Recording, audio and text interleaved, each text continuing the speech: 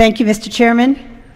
Today, I'm offering an amendment with my colleague, Congressman Lobiondo, to support veterans with PTSD and traumatic brain injury, or TBI. This amendment designates $4.5 million within the peer-reviewed traumatic brain injury and psychological health research account for a 3-year study to evaluate the therapeutic service dog training program currently operating at the National Intrepid Center of Excellence and Walter Reed National Military Medical Center.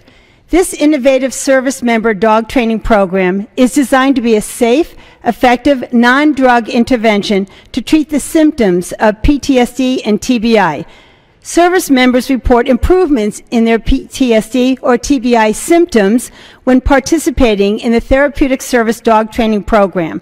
The servicemen and women involved in this program report a number of positive results, including lower levels of depression, improved self-control, improved sleep patterns, a greater sense of purpose, better reintegration into their communities, pain reduction, and improved parenting skills.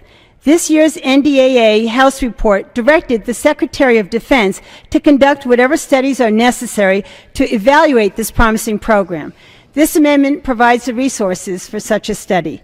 There is now considerable anecdotal evidence that training service dogs reduces the PTSD symptoms of their warrior trainers and that the presence of the dogs increases the sense of well-being in service members and their families. The most eloquent testimonials are from service member trainees themselves.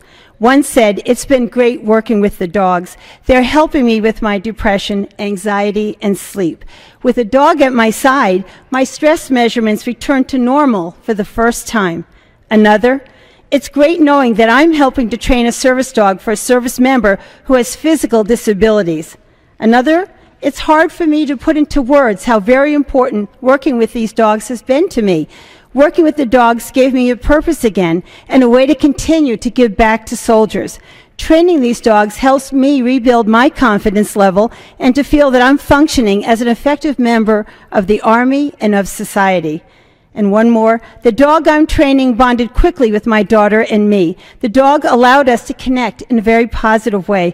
Working with the dog has taught me patience, which also carries over to being a parent." And finally, going out into crowded public place has been very hard for me. However, to train a service dog, you have to lead them confidently through places like grocery stores and an underground train. I find that while I'm teaching the young dogs how to navigate these places, I am much more comfortable as well. I'm even learning how to enjoy interaction with strangers who approach me to talk about the dog. This soldier also noted, "Being allowed to sleep with the dog that I'm training has been very helpful. I had been only managing to sleep a couple hours a night before being cleared to have a dog spend the night with me. That night I slept almost 6 hours and I had no nightmares. I awake so much more refreshed." My wife has noted the improvement as well. The dogs that these service members with PTSD train become highly skilled service dogs for veterans with disabilities, while the warrior trainers reap the therapeutic benefits of training them. This amendment is a win-win-win. It's good for returning vets, it helps combat PTSD, and it doesn't add a dime to the deficit. I and Congressman Lobiondo urge you to support these promising research efforts, and I yield back.